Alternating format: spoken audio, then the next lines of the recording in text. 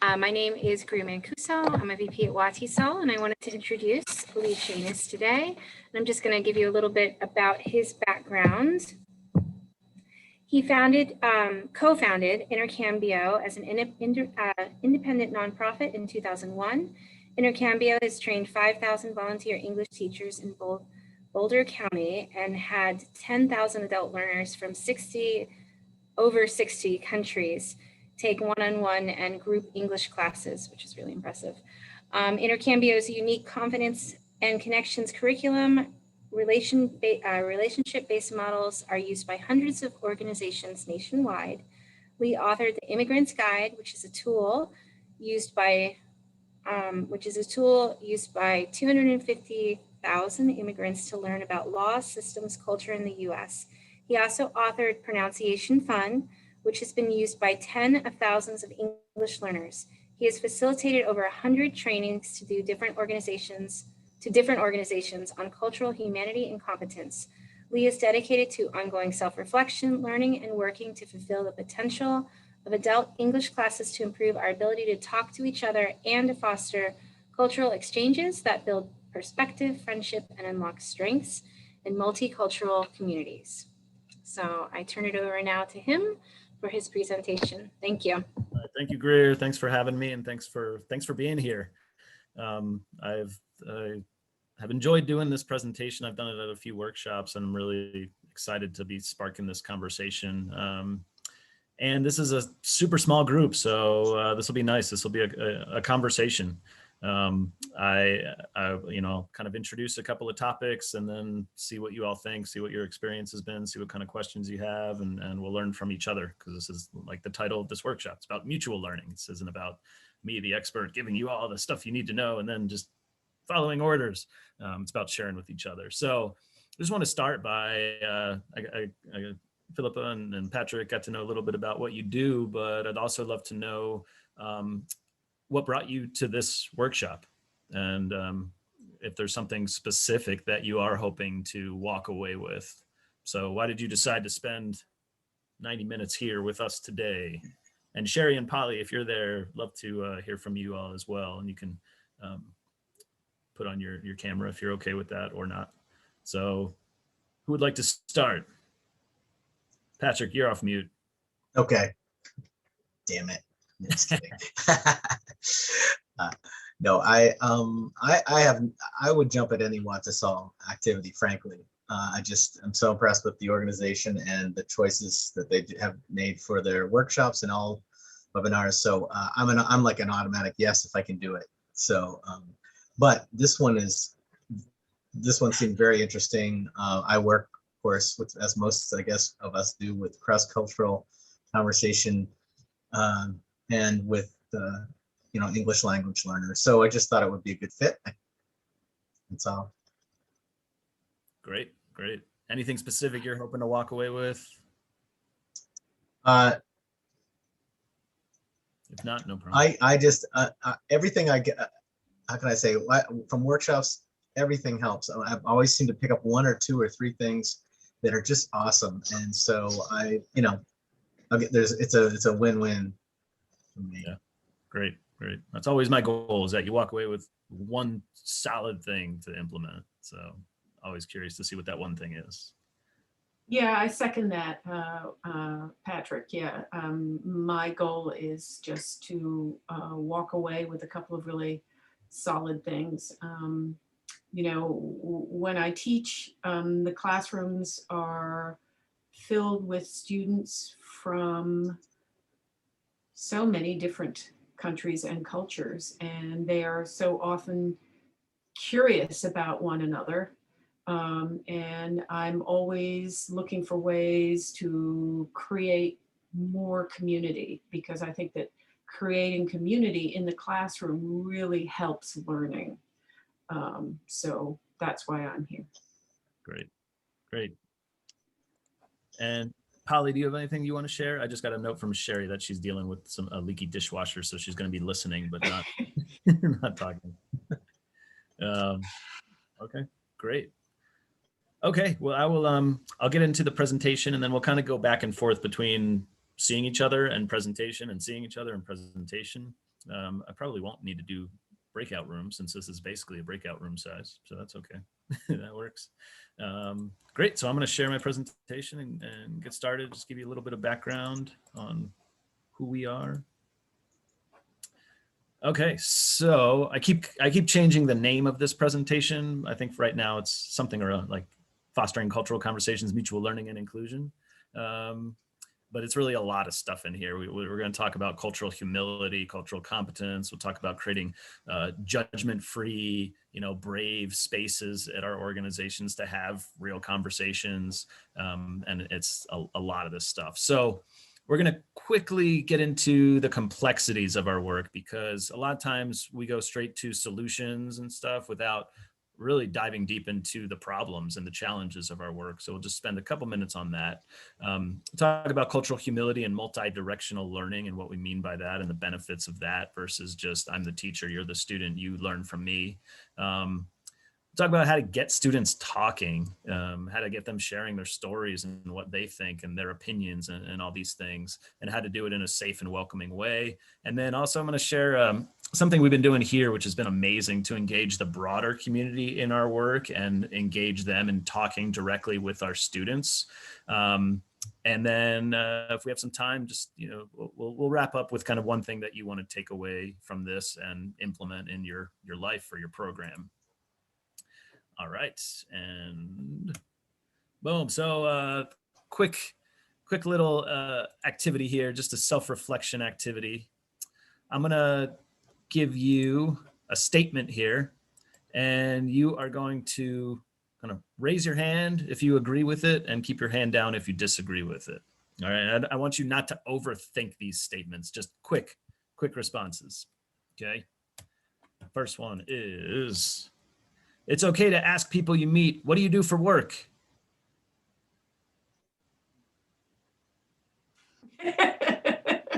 Right. All meetings should start and end on time. All right, got a few hands up there. I'm okay with silence during a conversation. All right, so. It's rude to interrupt someone while they're talking. All right. One invitation is a real invitation.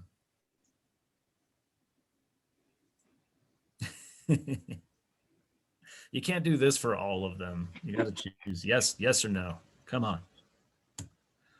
It's polite to say thank you if someone opens a door for me. Yeah. Saying hi to strangers is important for the community. Sure. Making direct eye contact shows that you are paying attention.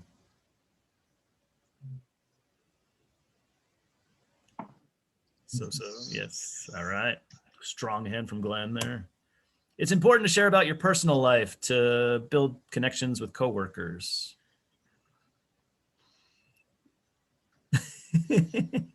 All right. If I'm late for a class, I will enter the class quietly. Why are you laughing at that one, Glenn? I'm not saying that I was ever late to class as a language learner myself, or that I skip class often, but if I were hypothetically to have been that person, I would have tried to walk in like a ninja. Yeah. And a lot of times our students are the opposite of ninjas when they come into a class late. So we'll talk about that. It's okay for me if I want to stay out of politics. All right, and last one, if I'm upset with someone, I prefer to communicate about it immediately. Okay, so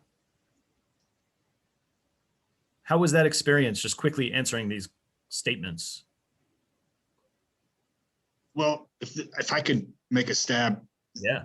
A lot of these statements, you said yes or no, but respectfully, I don't think some of these questions or statements are yes or no. It depends on the context that what we're in as to whether or not I'm a yes or a no.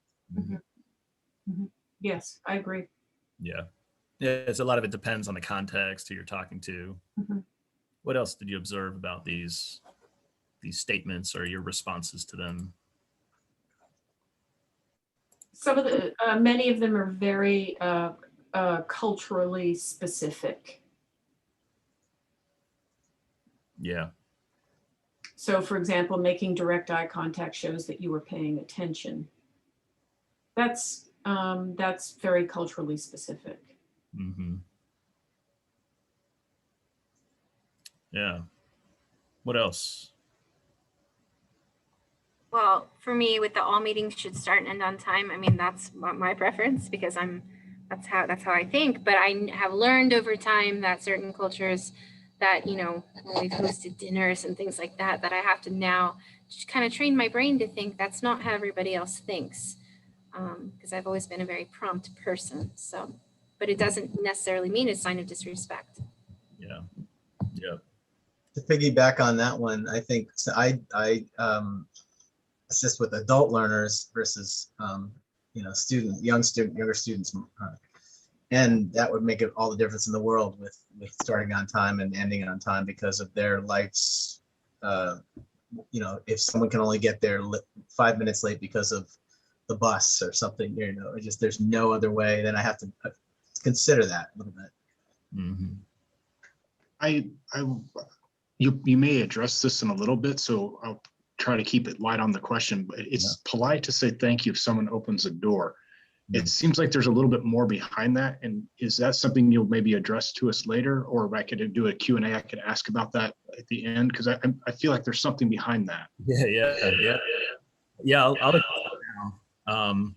And that actually came up in a cultural training or a workshop training I led last year, where there was an ESL teacher who said that one of her students from the Middle East was kind of confused by this.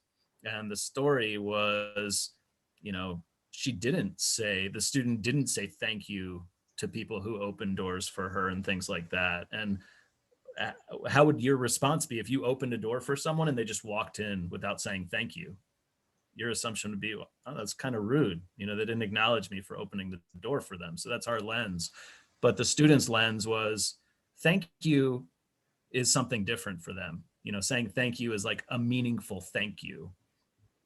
Right. So they don't expect people to say thank you if, you know, they open a door for someone else, and that's not how they use that term, you know, that's not how they show gratitude. So that was just, you know, even like how we view something as simple as thank you or greetings like hello.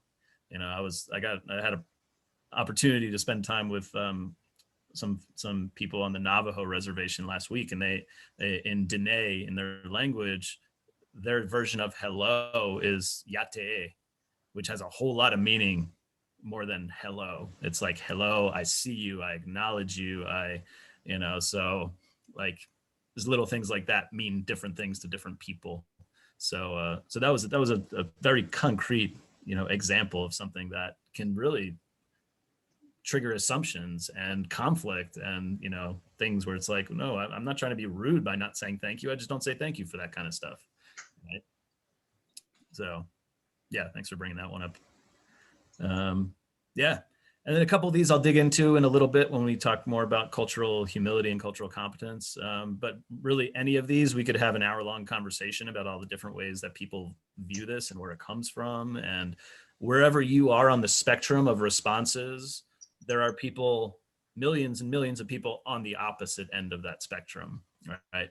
And as English teachers and people in this world, we tend to be a little bit more open to different behaviors. But our students are coming up against people who have very strong opinions on these things. Yes, you know, direct eye contact is the way to do it, right? So it's important to have these conversations, not to say, you know, you need to make direct eye contact in the US all the time, but it's important for our students to know this is how a lot of people see that. You know, how do you see it? So sparking conversations like that.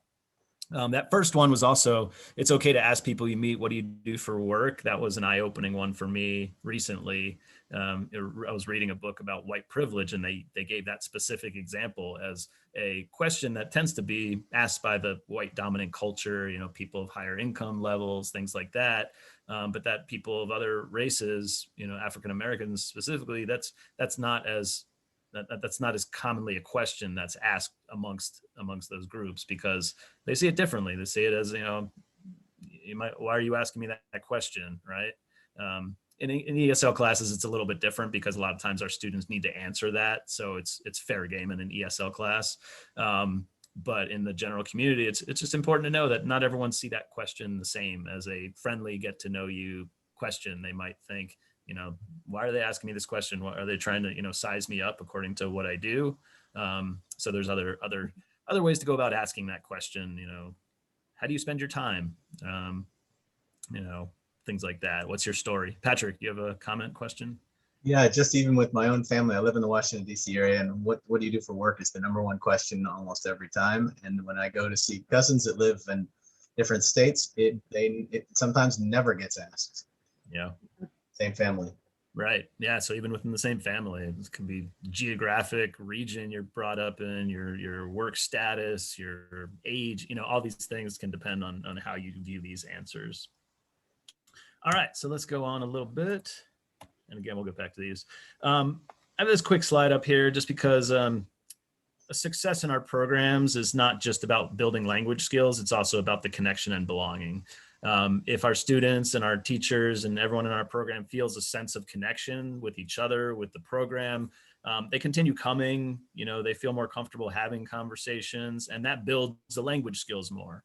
That builds the cultural skills more. And as they build more language skills, they can connect even more and have deeper conversations and feel more belonging. So this is just a real simple cycle that I like to share kind of leading into this. Greer introduced us. We're an independent nonprofit, been around for a while. We work to, do all these things, but really our focus is mostly on the human connection and knowing that that's at the root of all of this, because you can learn a bunch of language skills, but if you don't have the confidence, if you're not connected in your community, you don't do anything with those language skills. So it's kind of attacking all of these things.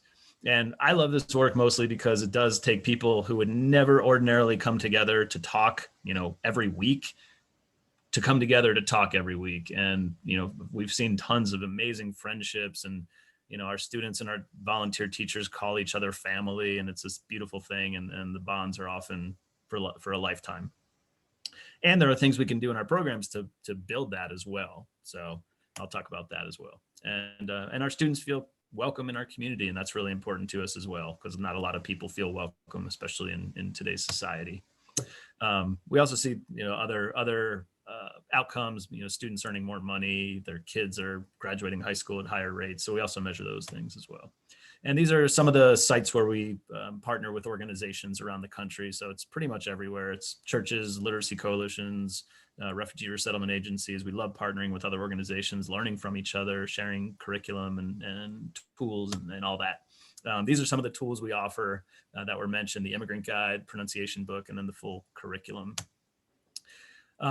So let's kind of get into the meat of the workshop. So we got lots of types of people who participate in our programs, people from different countries, different ages, different socioeconomic statuses, different academic backgrounds, different, job statuses, all these things. What are some of the challenges that this brings? It creates, that brings amazing opportunities. English classes are the only place in the world where you have people from all these different backgrounds coming together, being in a room together, whether it's on Zoom or in person. That doesn't happen anywhere else. It also comes with challenges as well. So what are some of the barriers to doing our work when we have people from all these different backgrounds? I'll take my unshare for a minute and just have a conversation about that. What are some barriers? Privacy. Privacy? Like cultural privacies. Yeah. What do you mean by cultural privacies? I guess folks, whether they're willing to certain subjects that are open for discussion or even open to be asked about. Yeah. I think cultural norms can also be areas of growth. I know for me specifically, I was teaching in Japan, and I had a student who was acting out, and instead of making eye contact, kept her head down, and I said something like, she won't even, or he won't even look me in the eyes, or someone, I don't remember. I was, what I said, and my colleague said, dude, that's showing respect. Shut up. Like, oh, sorry. Yeah. Yeah. The different norms that we just don't know. Yeah. Either we don't know or that our students don't know. What Yeah, else? I've certainly had situations where if a woman is wearing a headscarf in my class, and a woman from another culture starts asking direct questions because she is curious, but the questions can be asked in a way that is not necessarily sensitive or polite. And so then, but it is a question asked of curiosity, not out of judgment, seemingly. Right. And how to, and having to kind of broker that conversation so that the student who's asking the questions gets the answers, but the student who is providing the answers doesn't feel like her personal information or space is being violated. Yeah, good. Like Sherry put in the text, the Hofstede's cultural dimensions, all those like identity, power, gender, uncertainty, and time, all that go into, an interaction between a student and maybe a teacher. So you have to have all of those be appropriate for both, or at least for the student, before, certain, communication will feel and be acceptable. Yeah. Yeah. Nice. Other challenges, barriers?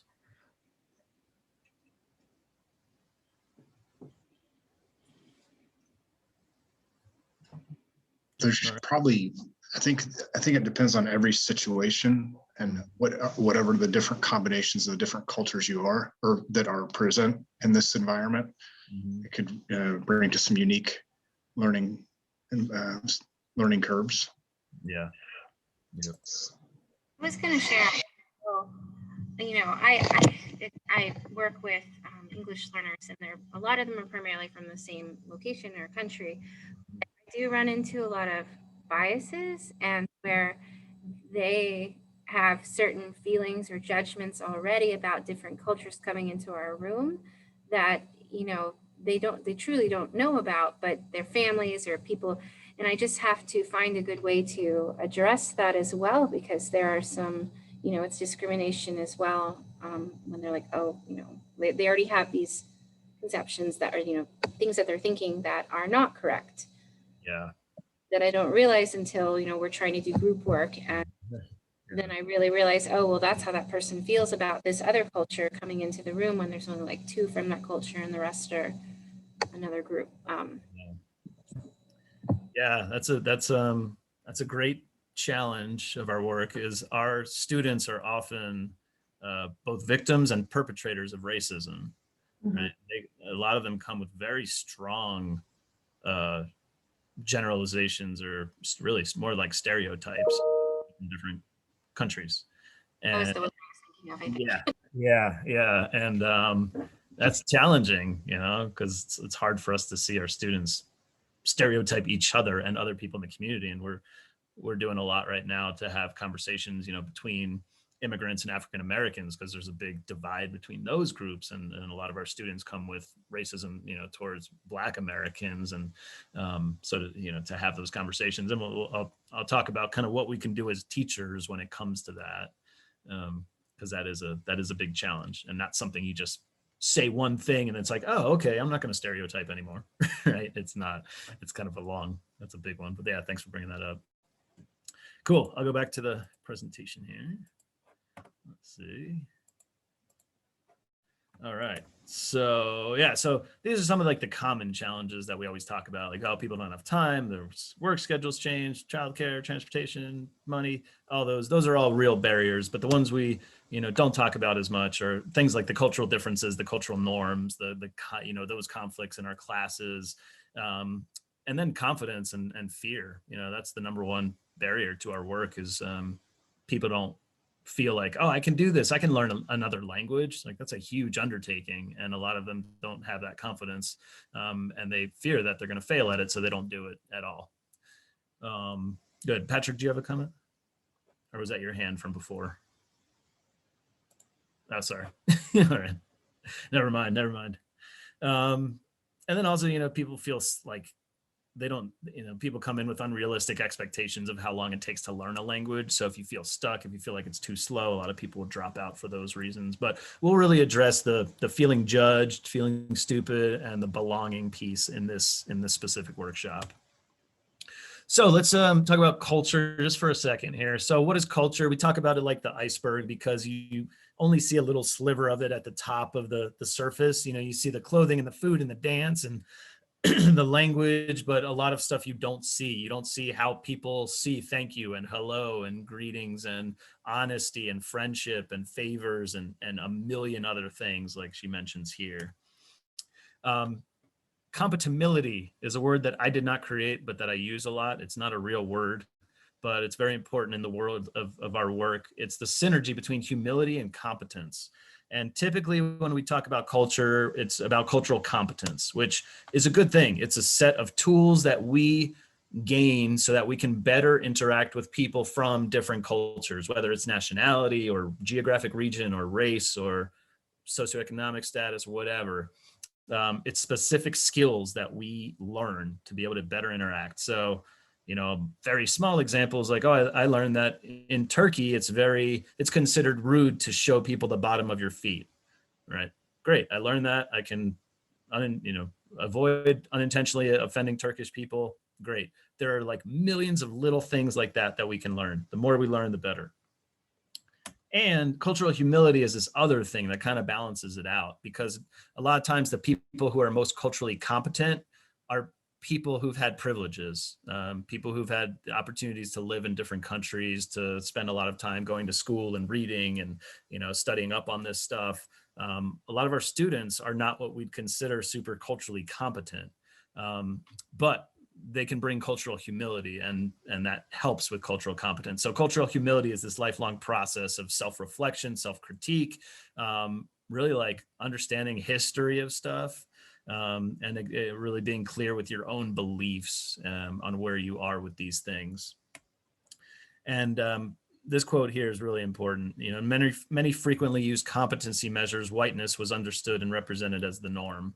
So you could also add, male whiteness or, middle class to upper class whiteness is the norm. So if we think about that list of things about time and saying thank you and, eye contact, a lot of the norms are really the dominant culture, right? And that's what we evaluate success according to, right? You go to a job interview and you don't do things the white way, you're not going to get the job. So we'll talk about kind of what that means for our students.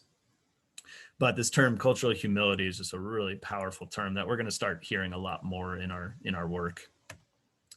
And then you mentioned the Hofstede's thing. I haven't seen that, but we use this kind of wheel, which just shows the different dimensions of culture. So these are all things that we're, either born with or we acquire over time. And these are things that separate us from people. And these are things where in our ESL classes, there's a lot of differences coming to the table here. Some of the stuff we know and some of it we don't know. But and there's some things that aren't on here that are also big segregators in our society. Can you think of anything else that's not on here that really separates people these days?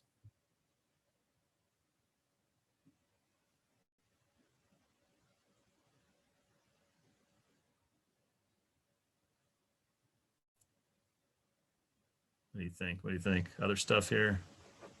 Well, I think for me, the income bracket that encompasses my clothes, my car, what I eat, where I eat, how often I eat out. So I could make more specific details, but I think the income one is pretty, holistically speaking, is quite encompassing. Yeah. Yeah, income is a huge segregator, and education and income are pretty tied together. Yeah, and then you have things like political affiliation, right? That's part of our culture for sure these days. And then you see personality right there in the middle. Why is personality there in the middle?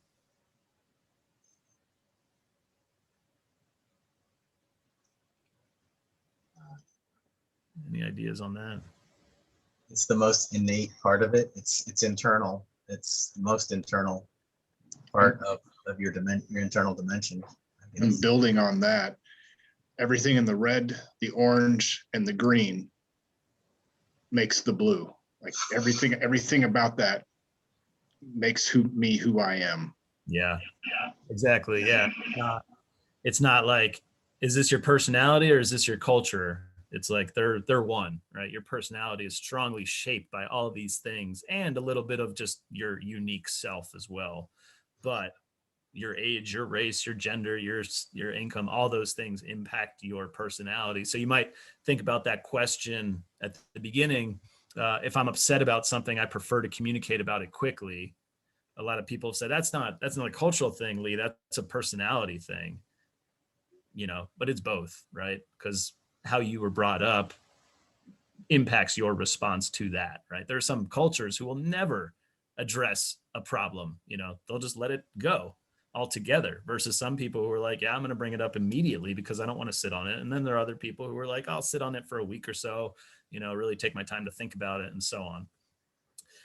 There are other questions, like what about the one about silence, right?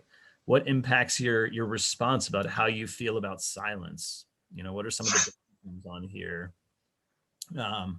So you might, one extreme example, I just came from the reservation last week.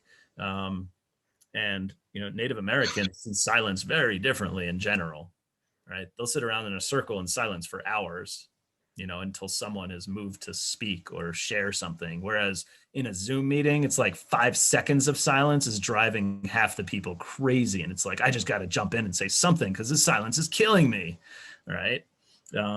So, there's several things on these wheels that impact our response, our deep-rooted responses to these things.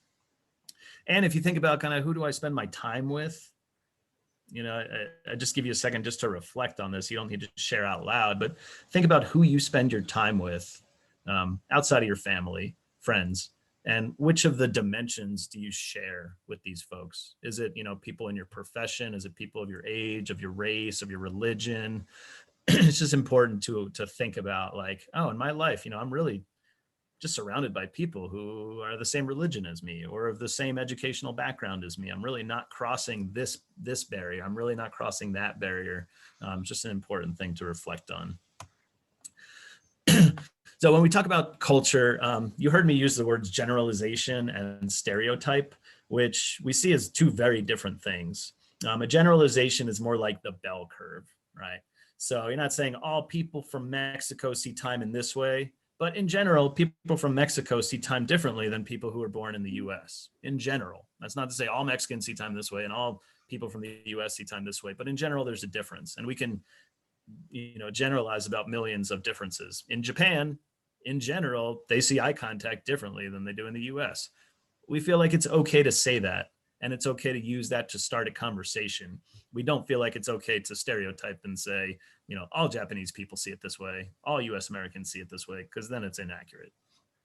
And a generalization about US Americans is that US Americans hate generalization. So for you, if you're a US American who hates generalizations, you're reinforcing a generalization. So personal space. What's that? Nothing. I'm just kidding. Personal space is a quick concrete example. This is aside from COVID, this is kind of the typical distance that someone born in the US feels comfortable talking with someone they don't know super well, is about 1 arm's length. That's not to say all US Americans, comfortable distance, but in general, that's a comfortable distance, right? If someone enters that space, how do you feel? Are you kind of back away? For some of our students, for some people from different cultures, you know, that distance you see on the screen is really far away. It's cold. It's considered cold and unfriendly, right? For some people, that's still too close, right? It's even farther away that's comfortable. So which is better? You know, which is the best personal space to stand from someone?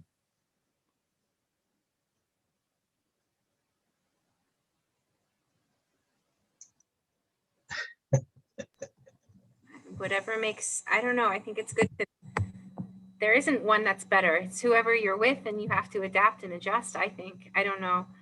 Yeah.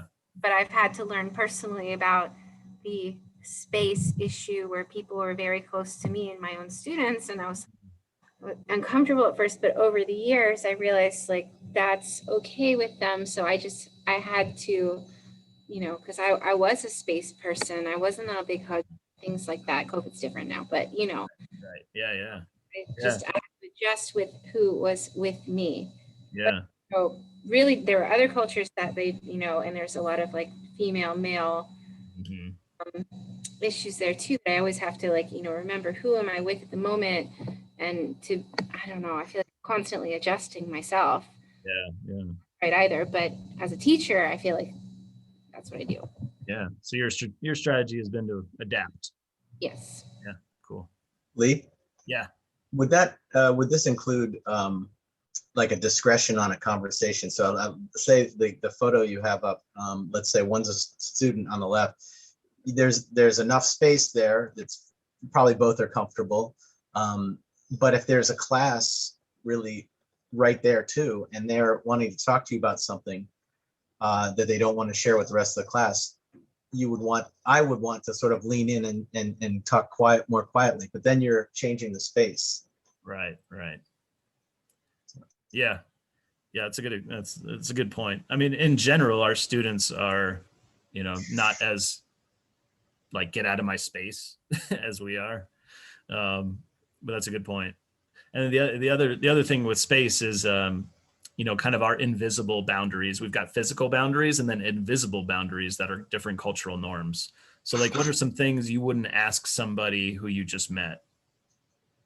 Give me a bunch of questions you wouldn't ask somebody you just met.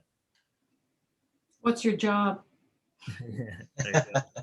Do you have your taxes done yet? Taxes. What else? What else wouldn't you ask someone that our students might ask? How much did you pay for your house? Yes. Right. I've gotten that question a bunch. We don't talk about money. Mm-hmm. What else? Do you have any family problems you want to talk about? Family, or even talking about family. Like a lot of my students have asked before I had kids, why don't you have kids? Right. Mm-hmm. Right. We're Sure. okay with that. Someone's like, why are you asking me that? That's a pretty private question. Yeah. Right. What else? I don't immediately ask things like, you know, about mom and dad specifically, because Right. all homes are different and people are living with different Yep. people here. Yep. Lee, in the classrooms that I've helped out in, I've always wondered about this kind of stuff, where they even have worksheets you're going through, you know, preset lessons where they talk about a family situation or a dynamic or something. And, you know, most of the time, you know, you can get by, and I'm sure, but when students are then expected to participate and play a role even, or something like that, I always wonder, you know, this could bring up really tough, you know, maybe someone has been in a war-torn area their entire lives, and here they are plopped in this class, and then they have no relevance to it, or brings up some traumatic stuff. Yeah. You know, how to deal with that. Yeah. I have that in a slide later on, but I'll talk about it now. Is the importance of always giving people an out. You know, especially when you bring up any topic that can be traumatic for people. You know, family, anything. And just say this. You know, this is a topic we're going to talk about today. If you do not want to talk about this, you know, let me know. Slip me a note if you don't want to say anything. You know, something to give them an out so that they're not in that awkward situation of saying, this is what happened to my family, you know, if they're not ready to talk about it. So that's part of this, is like we want to spark conversations that get to know each other and like learn about each other's family and history and where you grew up and all this stuff, but also knowing that depending on your audience, that can be triggering. So, always making it okay to not answer is super important, and that'll create more of a safe environment. So yeah, thanks for bringing that up.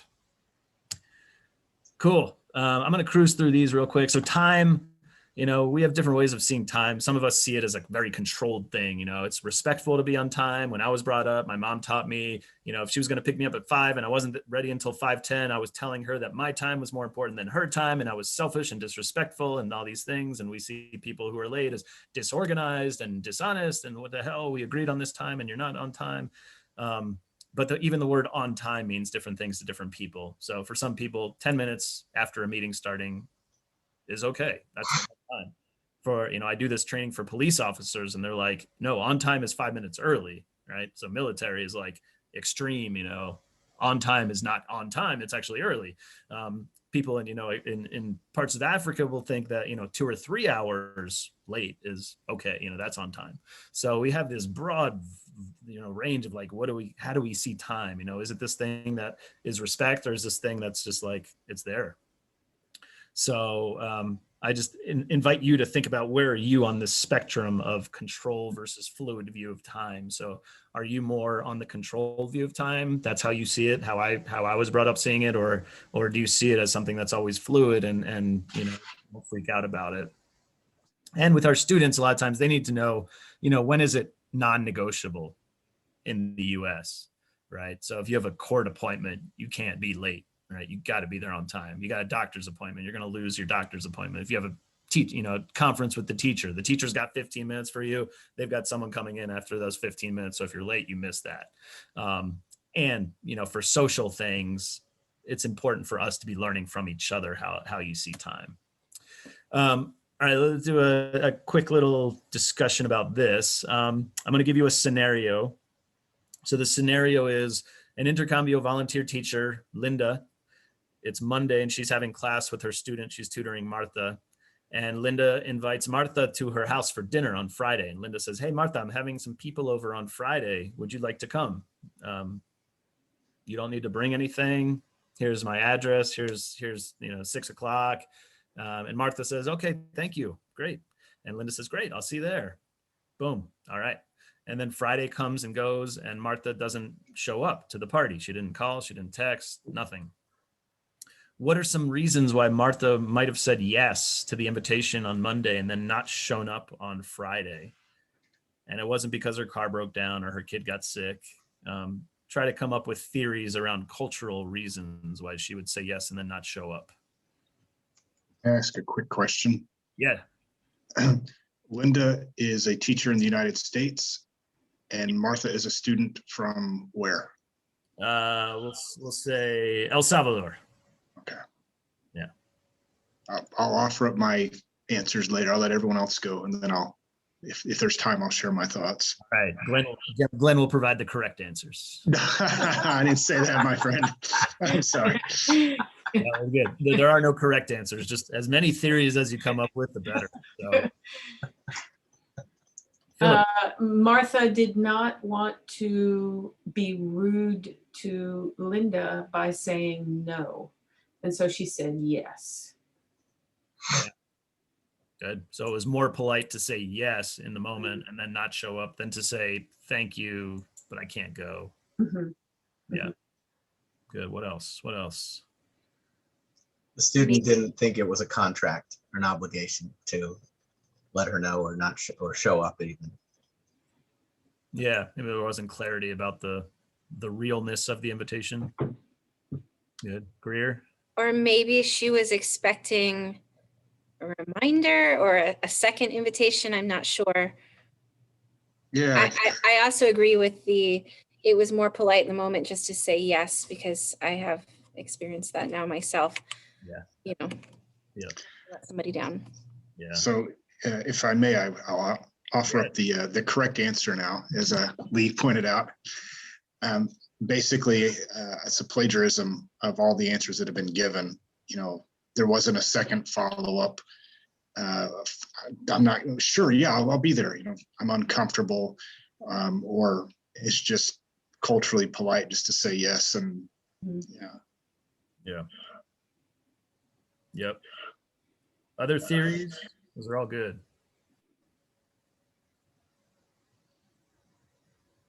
She might not have had her phone number, I guess.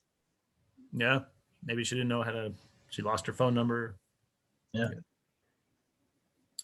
What else? What else? She might have been scared to say no. Yeah. It's hard to say no.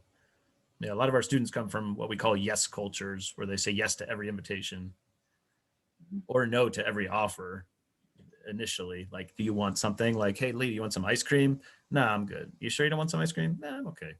Here, try the chocolate. It's really good. Oh, awesome. Thanks. yeah. Right. Versus some people, one invitation is a real invitation. Right. So it can go both ways. So with Martha, maybe she was waiting for a second or third invitation. She thought that the first was just being nice, but she was expecting a reminder on Wednesday and Friday and so on. Versus some people, it's like, oh, she invited me on Friday. She gave me the information. I'll be there. Right. Another thing a lot of people bring up. Who had someone have something? I was just going to say she might have kids and she might not have known if they were invited, and she might not have had a way to take care of them if she left by herself. So she could have been sort of confused about whether it was okay to bring the kids or not. Yeah, exactly. This comes up specifically in workshops that we do at schools for parents of immigrant students and non-immigrant students, is that exact issue of like, are my kids invited? Or is it just the one kid in the class of the kid who's having the party, right? So little Johnny in 3rd grade wants to invite his friend Edgar in 3rd grade to his birthday party, but Edgar's only going to go if his brothers and sisters are invited also. Whereas in Johnny's household, it's like, no, we don't want Edgar's brothers and sisters. We just want Edgar, right? That creates huge conflicts and huge misunderstandings, because a lot of people come from collective cultures where you travel as a family versus some families that will send, this kid here and that kid there and this kid to this other event. So that's a little thing that creates some big friction. So yeah, Lara, thanks for bringing that up. Yeah, I think you hit one of the, most of the big things. There's also like little things like maybe Martha didn't know what to bring, right? She didn't want to come empty handed. For some people, like what to bring to someone's house is something really important, and coming without a gift or something, you feel like you're naked, right? And maybe you don't know what to bring. Is it polite to bring flowers? Is it impolite? I don't know. But the big things are really just what yes means to people, and what's polite to some people is kind of viewed the opposite from other people. And that one invitation is a real invitation for some, and one invitation is just being polite to others. So she might not have been able to get there too. Yeah, maybe might have been too expensive or not able to figure out the transportation. Yeah. Maybe it comes back to time. She forgot to write it in her calendar because she wasn't a controlled time person and just forgot about it. So lots of different theories. I'll skip that one. There's also just different communication styles. Some people communicate, very directly. This ties to the invitation thing, but it's also like, if you need something, right? It's like, hey, Lee, can I have a ride to the airport? Sure. I'll pick you up at 3.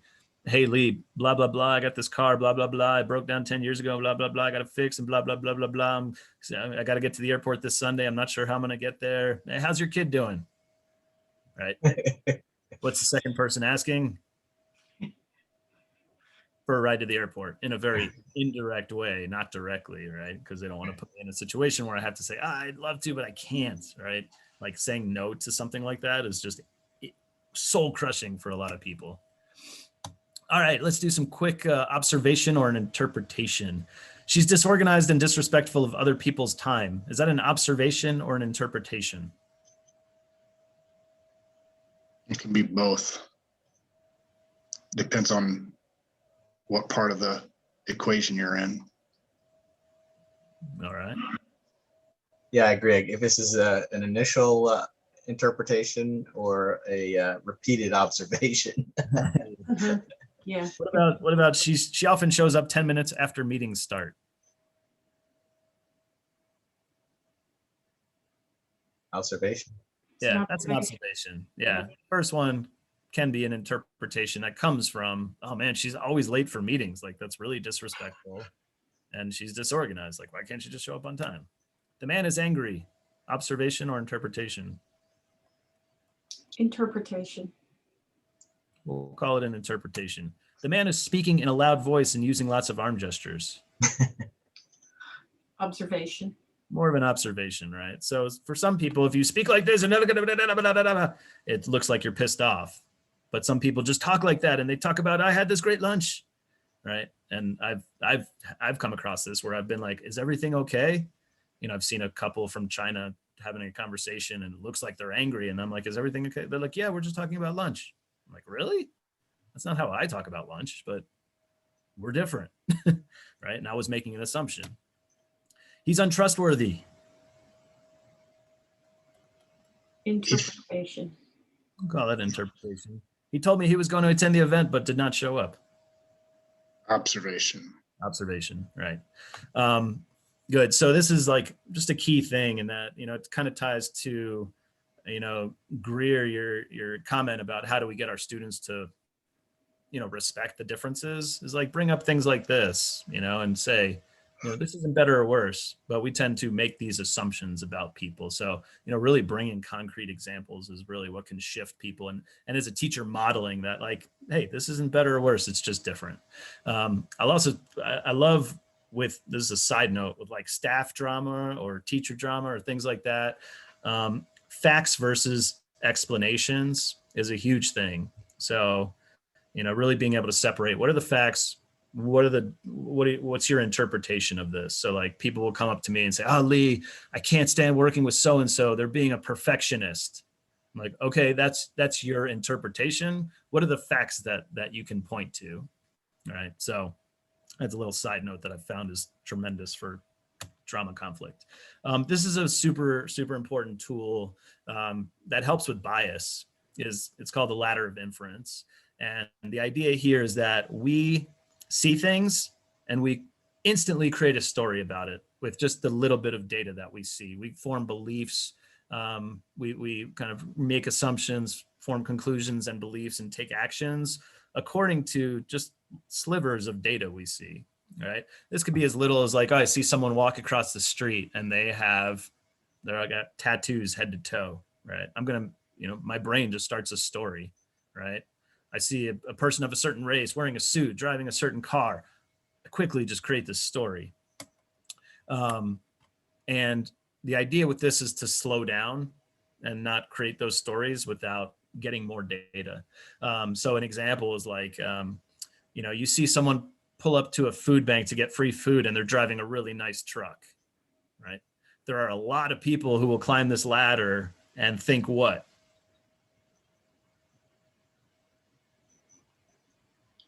This person is gaming the system. Gaming the system, right? That's the assumption, is that they can afford this truck.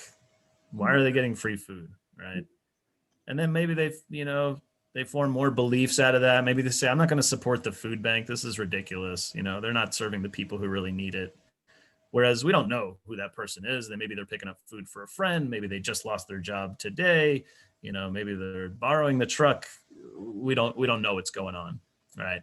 You might see someone at a meeting, you know, they got their arms crossed, they're looking down, right? You might make some assumptions about that. Oh, she's not engaged. She's you know, she's checked out. She's not interested, so on. We're not going to include her in future meetings, things like that. Just from a quick, that little data that you see. So this is a super powerful tool. I don't have a lot of time to get into it, but I just wanted to introduce it and kind of challenge you to continue learning about it and just think about how and when you might climb the ladder. And this relates a lot to bias. All right, so go back to some of these. I think we talked about most of these. Saying hi to strangers is important for the community. What are some things that might affect one's answer to that? If you don't know how to say hi in the language. Yeah, maybe you want to say hi. Yeah, language could be a factor. What else might affect someone's response to that?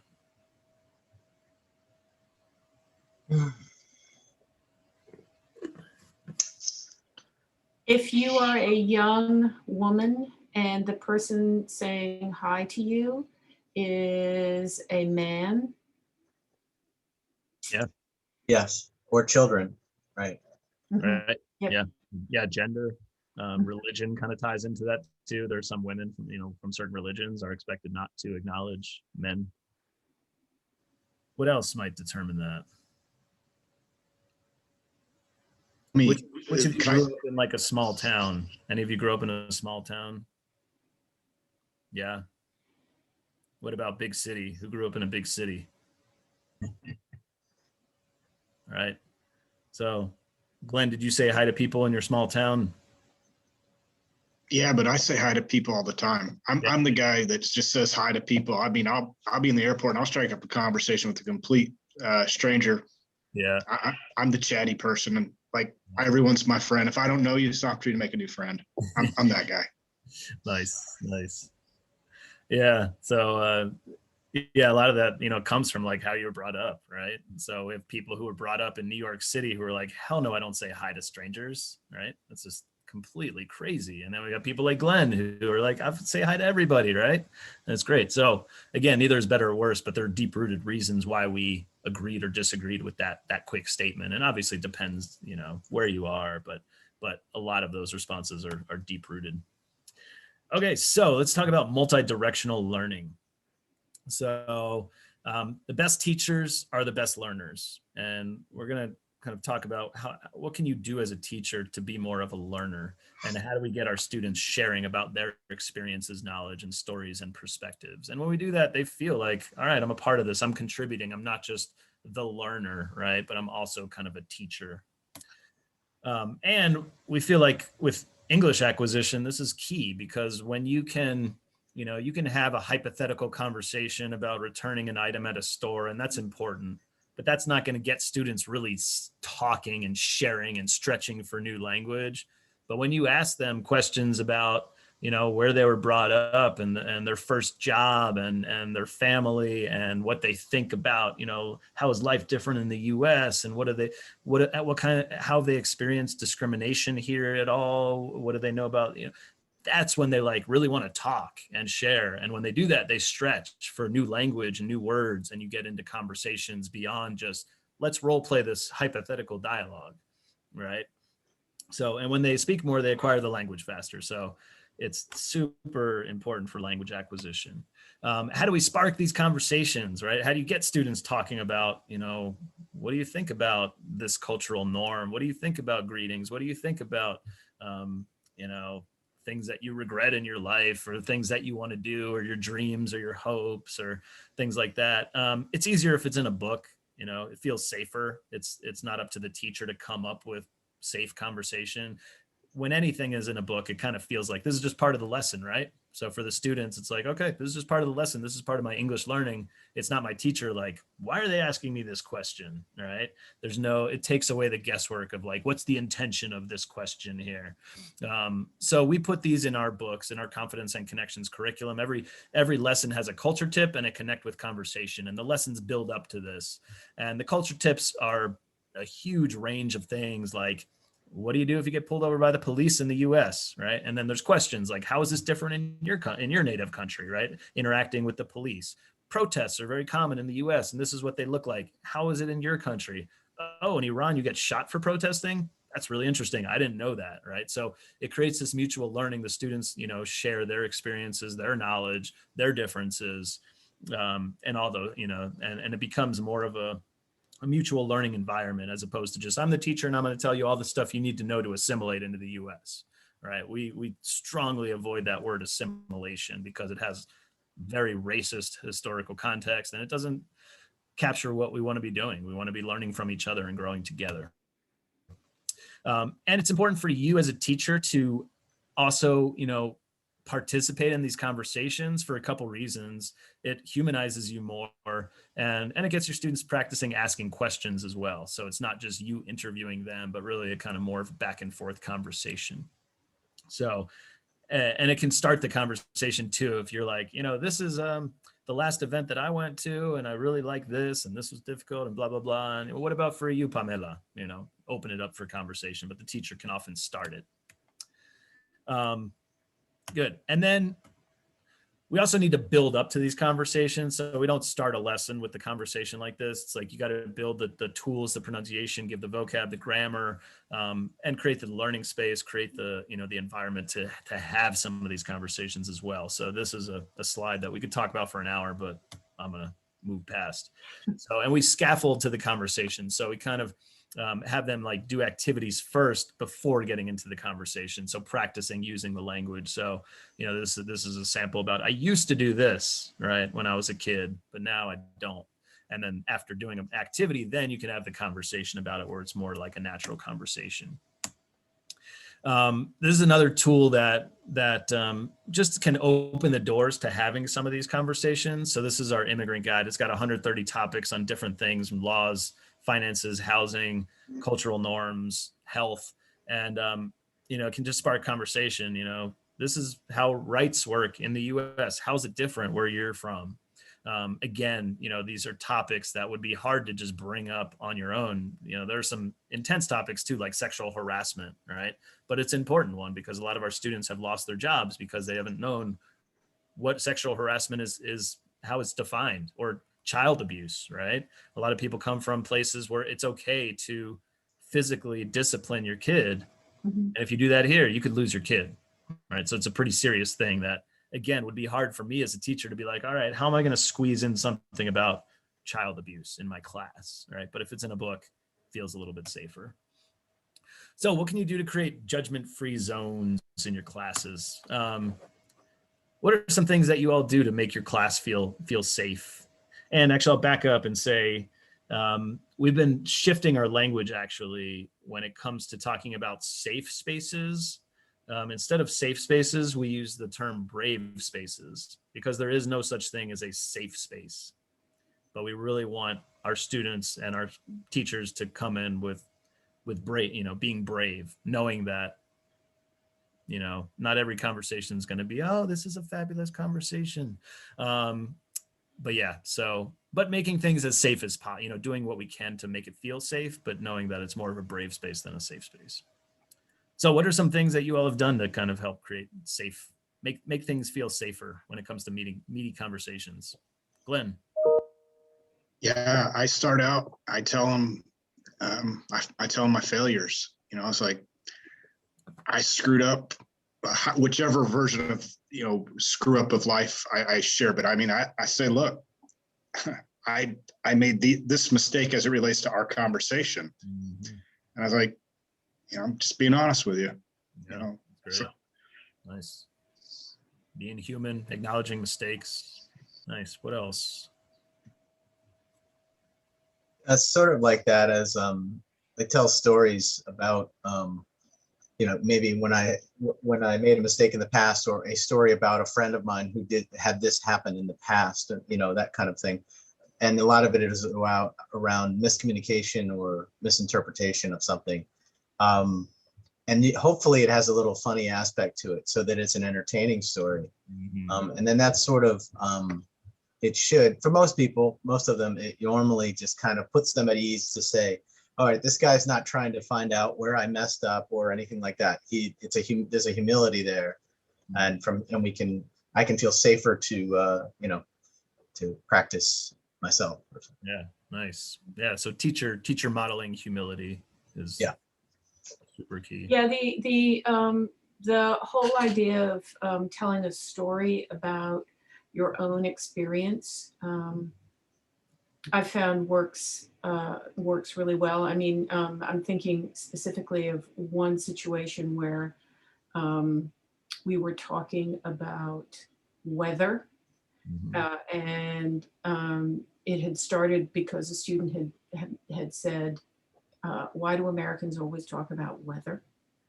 And so I spoke about tornadoes and my personal experience with meeting the whole concept of tornadoes for the first time.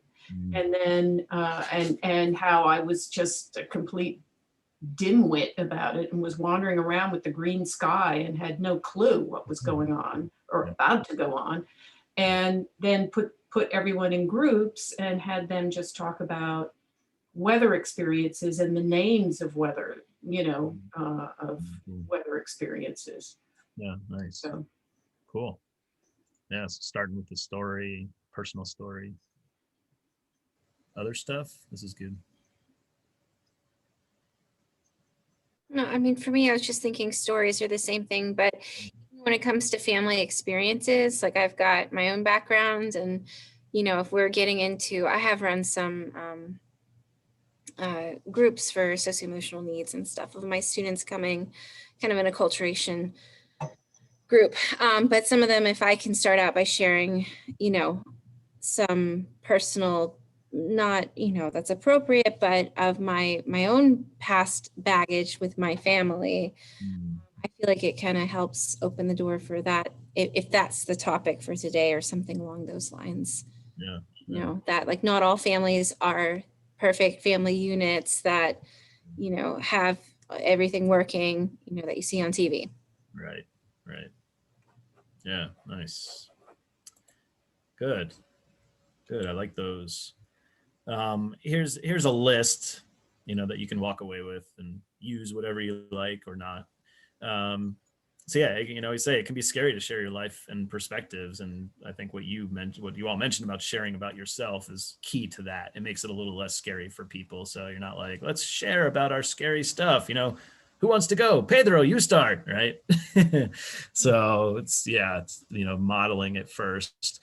Again, letting students opt out after you introduce the topics is key. And then just, we have teachers who write these expectations on the board or on Zoom, every class, we're going to make mistakes. We're going to take risks. We're going to speak without fear, remind our students that, knowing that, going back to that slide about what are the barriers is the fear, right? And the feeling judged and feeling stupid. So take risks, no fear, practice. I like to have like a mantra of 3 things that you pick out that you think are like really critical to your students and say them every day, beginning of class, end of class. I can do it. Practice every day, blah, blah, blah, whatever your 3 are. So those are a few things that you can choose from. And then, be interested in cultural differences. This is also something that we can really model, ask questions in a genuine, curious, positive way, is how our students will catch on to that, and not to judge, obviously.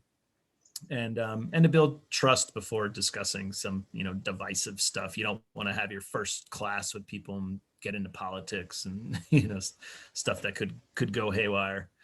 So, and then I pulled this from a book, The Culture Code.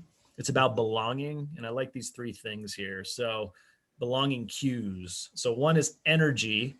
And the word for that is kind of prep. Like if students see that you're prepared, they're like, oh, my teacher's invested in this. The second is individualization. So really knowing about their lives, right? And it's like, all right, my teacher knows me, my fellow students know about my life and what I do and what I like and my challenges and all that. And then I like this one too, the future orientation, like, hey, I'm with you, I'm committed to you for the next year. I'm not going anywhere. Those are 3 things that kind of can really strongly build a sense of belonging, which in our programs, if people don't feel belonging, boom, they're out of here, Not in high school, they don't have the freedom to just leave when they want. But in adult ESL programs, a lot of programs see high dropout rates for these reasons specifically. So patience is key for a lot of reasons. Some things I'll point out here is, keeping expectations realistic. I like being strict but loving. So like when it comes to homework, a lot of our teachers are like, I can't get my students to do the homework. And our students often say, like, I love my teacher because they're strict, right? Which is the opposite of how we saw teachers when we were young. It was like, I hate my teacher. She's too strict, right? So it's like, that kind of was like, you like strict teachers. It's like, yeah, they're strict because they love me, right? And they want me to succeed. And they say, if you don't do your homework, you're not going to learn, right? If you're not practicing, you're not going to learn, right? So this is for you and for me. So it's strict but loving. And creating a mistake-friendly environment is also really important. We have a whole workshop that's just on making corrections, but this is just a quick example of, how to not target specific students, but when you offer a correction, have the whole class say the correction, and then, you know, allow the individual student to do it correct. You know, offer gentle improvements. Now that's good. I understand you. We can make it better by saying it this way, right? And knowing when, you know, not to correct too much. And then creating the right space. This is super important. If you can have a semicircle or a circle, it's a completely different atmosphere than looking at the backs of people's heads. I understand that in some, you know, classrooms, we don't have that luxury.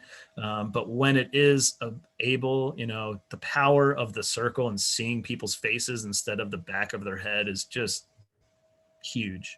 And on Zoom, you know, also creating an environment where it's not like how my aunt does it, where it's like I only see her forehead, where you can see people's faces actually is also really important for building the sense of belonging.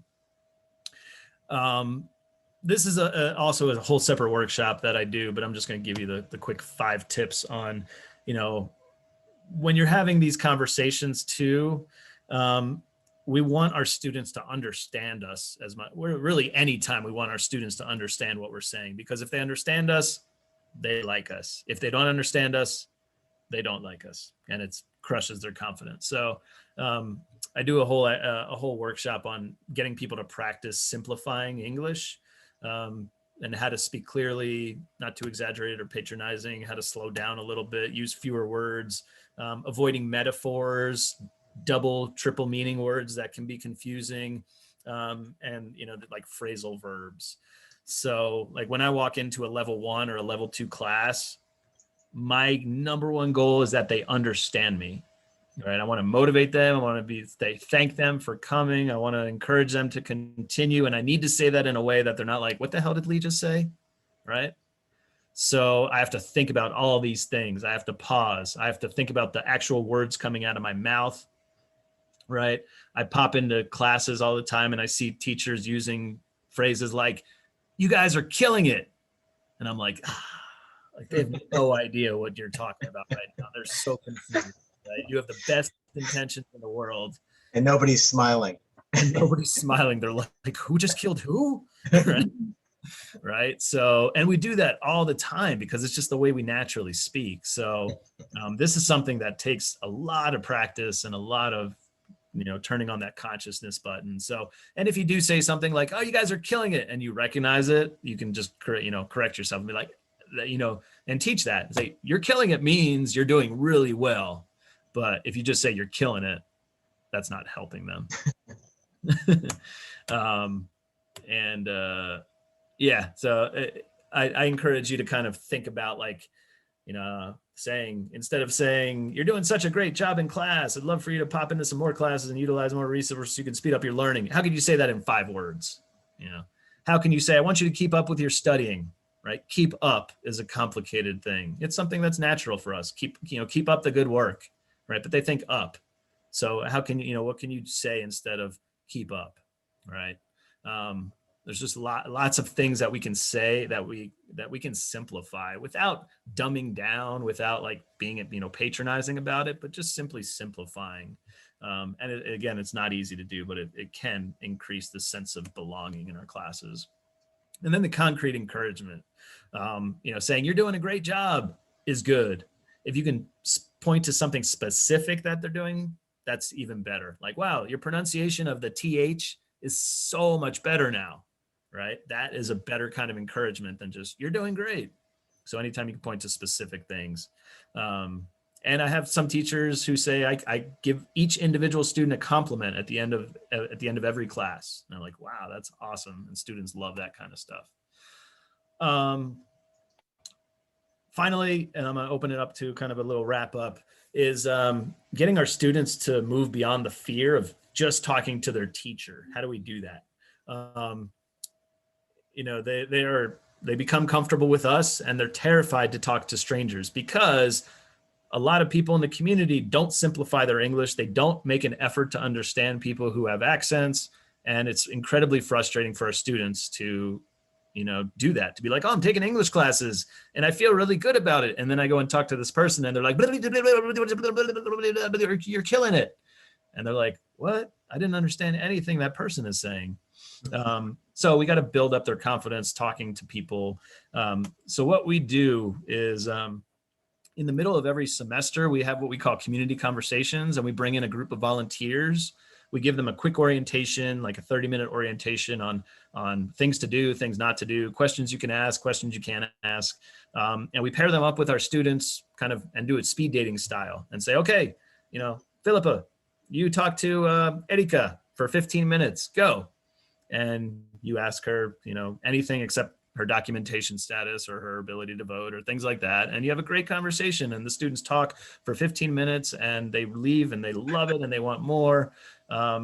And this is something that I just love doing. I participated in one about 2 weeks ago, and I talked to 6 different students in an hour and learned so much about what we have in common and, our differences, and it goes by super fast. So if you're looking for ways for your students to get more practice with real people, I'm happy to share more about this. We're creating a toolkit that allows you to kind of take this model and do it in your program. It's really simple and really powerful. So I'm happy to talk more about that with you. Okay, so let's move into the wrap up.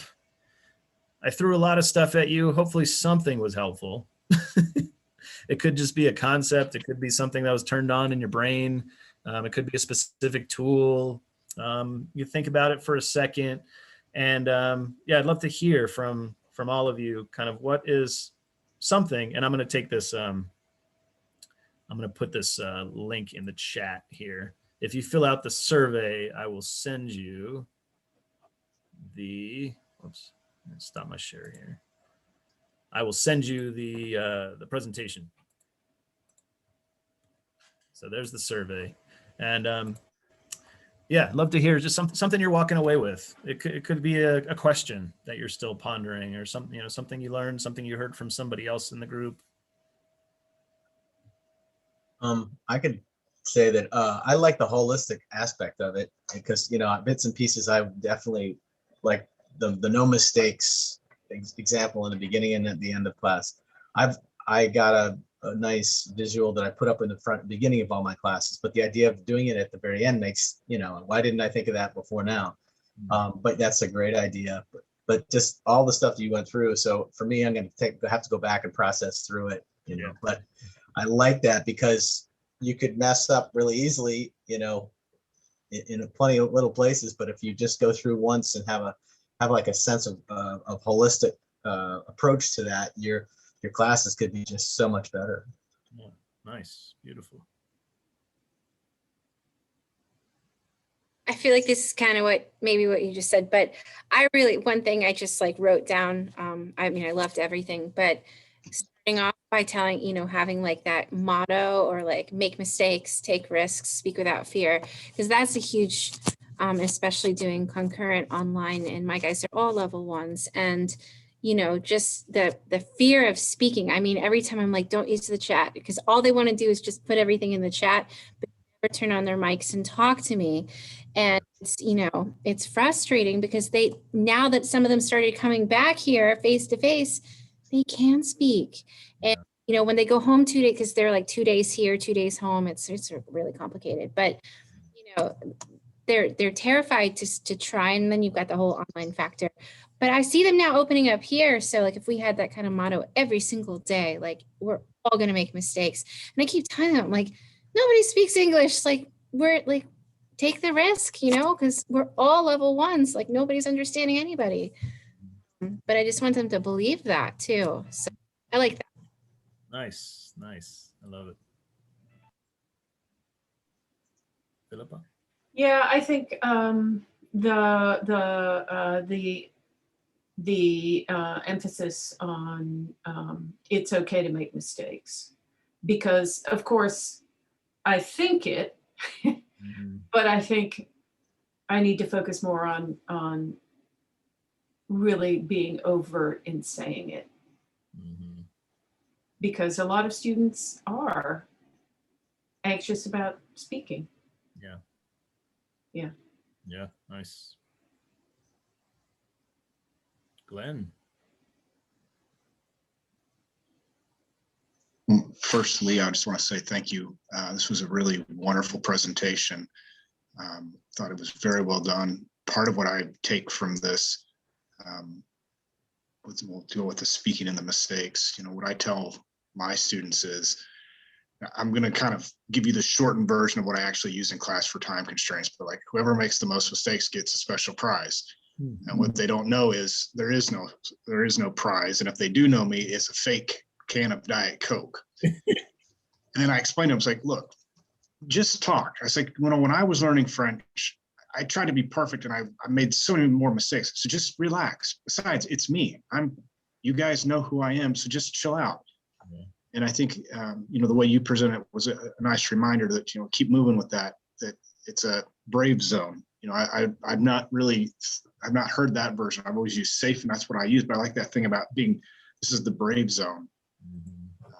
So there's a couple different things. So yeah, thank you so much, Lee. I really enjoyed this. Yeah, thank you, man. I appreciate that. Other about questions? Anyone have kind of questions that they're carrying forward, either to talk about now or? What's your organization is a nonprofit? Is it based in a certain? I didn't catch where it was based. Yeah, so we're based in Boulder, but we are a national organization, so we kind of serve programs and people all over the country, especially now that everything's online. We have some new tools that can train volunteers anywhere in the country and enroll students anywhere in the country. Okay. And you've been around since 2001? Yep. And are you connected with, well, I assume you're connected with a lot of programs across the country, like some, significant programs. Yeah. We work with a lot of some big programs, but a lot of small programs, programs that are either looking to grow or starting up, or we kind of want to share everything that we've learned and created over the years to make it easier for other programs to offer, services in their community.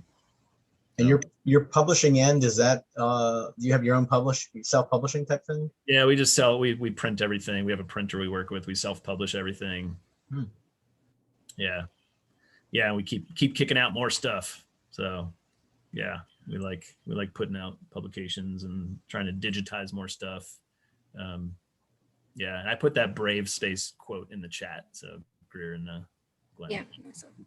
Copy that and use it. It's really, there's a group we're partnering with to offer online conversations about race and equity for English learners. And they're an amazing organization, and they start every meeting saying that quote out loud. And it's a nice way to start a class, a meeting or a class, or, you might need to simplify parts of the quote if you want to use that in English class, but it's a pretty cool thing. All right. Well, and I'll put my email in there if you have any questions for me or thoughts. And I just wanted to say thank you to Greer and Glenn for having me, and for WATESOL, and for you all for showing up to this. It's an important topic. It's not an easy one, but it's fun to have these conversations and learn from each other, and continue learning. Yeah. No, it's great. Thank you so much. We really appreciate it. And we'll make our recording available as well to our members. All right. Thank you very much. Yeah. Greer, can you stay here? I have a few questions for you. Yeah, sure. Okay, hang on. Thank you, Lee, and Thank everyone. You. Awesome. Yeah, thank you guys. Thank you. Here, I'll make you the host. Yep.